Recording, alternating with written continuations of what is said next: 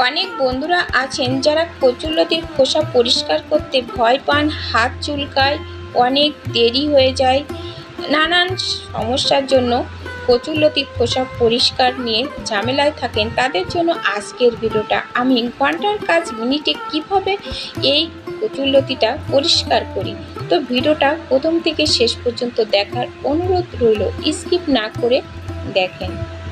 নমস্কার, আমি জ্যোৎস্না। আমার পল্লী জননী কুক সেন্টার সবাইকে জানাই স্বাগত। আশা করি সবাই ভালো আছেন, আমিও ভালো আছি। তো আজকে আমি এই যে কচুরলতি পরিষ্কার করা একটা ভিডিও শেয়ার করছি। ভিডিওটা প্রথম থেকে শেষ পর্যন্ত স্কিপ না করে দেখেন, আশা করি ভালো লাগবে। আমি আজকে এই কচুরলতিটা অন্য প্রসেসে আমি পরিষ্কার করে দেখাবো। গতদিন একটা কচুরলতির ভিডিও দিয়েছি, সেটা অন্যভাবে দেখিয়েছি, আর আজকে আর একটা অন্যভাবে দেখাচ্ছি। তোমরা চাইলে সে ভিডিওটাও দেখে নিতে পারো। আর আজকে দেখো, এই যে কচুরলতিটা শুকায়ে গেছে, এই কচুরলতিটা কিভাবে পরিষ্কার করি, আশা করি সবার কাজে লাগবে। তো যদি ভালো লাগে ভিডিওটা, তা একটা লাইক করে দেবেন আর বন্ধুদের সাথে শেয়ার করবেন। আর নতুন বন্ধুরা আমার চ্যানেলটাকে সাবস্ক্রাইব করে পাশে থাকা বেল আইকনটিতে ক্লিক করে রাখলে পরবর্তী ভিডিও আপলোড হলে নোটিফিকেশন অতি সহজে পৌঁছে যাবে। তো আমি এই কচুরলতিগুলো সব এরকম খাটো খাটো করে কেটে নেব।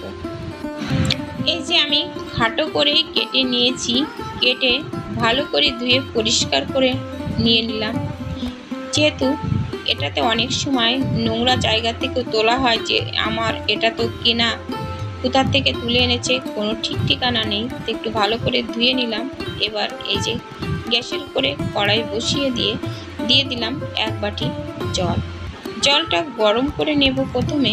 আর একটা লেবু নিয়েছি, লেবুটা আমার ঘরে ছিল, একটু শুকায়ে গেছে, তো দিয়ে দিলাম 1 চামচ লবণ।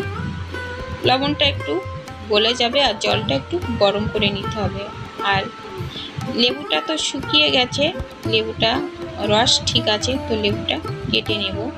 আর একটু জলটা গরম করে নিচ্ছি, নিয়ে এই কচুরলতিগুলো এর ভিতরে দিয়ে দিলাম, দিয়ে যে লেবু রসটা চেপে দিচ্ছি। এই যে এর ভিতরে লবণ আর এই লেবুর রস দিলাম, যে কারণে এটা বাঁচার সময় কিন্তু হাত আর চুলকাবে না, হাত চুলকানোর আর ভয় থাকবে না। যে কেউ কিন্তু এইভাবে এটা নিয়ে পরিষ্কার করে নিতে পারবে খুব সহজে।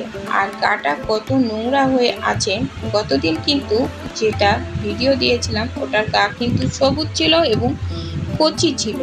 আর এটা কিন্তু অনেক পুরনো, এই কচুরলতিগুলো, পুরানো কচুরলতিগুলো এইভাবে তুললে সুবিধা হয়। আর গতদিন যেটা ভিডিও দিয়েছিলাম নতুন যে জালি কচুরলতি, ওইভাবে করলে ভালো হবে। তো দুটো ভিডিও আমি দিয়ে দিলাম, দুটো ভিডিওই কিন্তু উপকারী ভিডিও। আশা করি তোমাদের উপকারে আসবে, আমরা যারা গৃহিণী আছি তাদের উপকারে আসবে। এই কচুরলতি পরিষ্কার করতে কিন্তু অনেক সময় লেগে যায়, আর যেহেতু এর গাটা অনেক পুরানো, এরকম পুরানো কচুরলতিগুলোর গা কিন্তু এরকম হয়ে যায়, তখন কিন্তু পরিষ্কার করতে আসলে খুবই কষ্ট দেয়। তো এই যে আমার জলটা কিন্তু ফুটে গেছে, এবার আমি 2-1 মিনিট রেখে আমি গ্যাসটা বন্ধ করে নামিয়ে নেব। নামিয়ে নিয়েছি, নিয়ে একটু ঠান্ডা করেও নিয়েছি। আর এই যে এবার হাত দিয়ে এইভাবে বেছে নেব। এই যে কত সহজে উঠে যাচ্ছে। তো গায়ের এই নোংরা কি বটি দিয়ে, ছুরি দিয়ে তোলা কি সম্ভব হতো? তো কত সহজে কিন্তু তুলে নেওয়া যাচ্ছে। এবার সবগুলো লতি আমি তুলে নেব। লতিগুলো বেছে আমি গাবলার ভিতরে রেখে দেবো, আর এই খোসাগুলোই এই ডালার এক পাশে রেখে দেব। এই যে এইভাবে সব লতিগুলো আমি পরিষ্কার করে নিয়ে নেব। এইভাবে যদি পরিষ্কার করা যায়, তো পাশে যদি কেউ থাকে তাকে বললেও সেও কিন্তু একটু বেশি দেয়। এই যে কত সুন্দর কিন্তু পরিষ্কার হয়ে যাচ্ছে। সবগুলো আমি খোসা এইভাবে তুলে নেব। এই যে দেখো বন্ধুরা, সবগুলো কিন্তু তোলা হয়ে গেছে।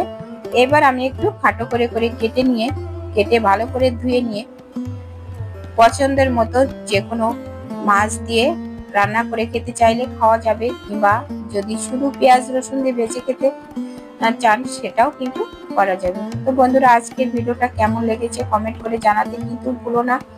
আর যদি লাইক দিতে ভুলে যেয়ে থাকো তো একটা লাইক করে দিও, আর তোমার বন্ধুদের কাছে একটু শেয়ার করে দিও, তাহলে অনেক উপকারে আসবে তাদেরও। এবার সবগুলো এভাবে সাইজ করে ধরে নিয়ে আমি কিন্তু একবারে কেটে নিতে পারবো। যতটুকু লম্বা করে কাটার দরকার ততটুকু এভাবে ধরে ধরে নিয়ে আমি খাটো খাটো করে কেটে নেব। তো বন্ধু, নতুন বন্ধুরা আমার চ্যানেলটাকে সাবস্ক্রাইব করে রেখো, তাহলে এরকম সুন্দর সুন্দর টিপস, অনেক সুন্দর সুন্দর রান্নার রেসিপি পেয়ে যাবে। তো আজ এ পর্যন্ত, দেখা হবে পরবর্তী কোনো রেসিপিতে, পরবর্তী কোনো টিপস নিয়ে তোমাদের সাথে হাজির হব। ততক্ষণে তোমরা ভালো থেকো, সুস্থ থেকো। নমস্কার বন্ধুরা।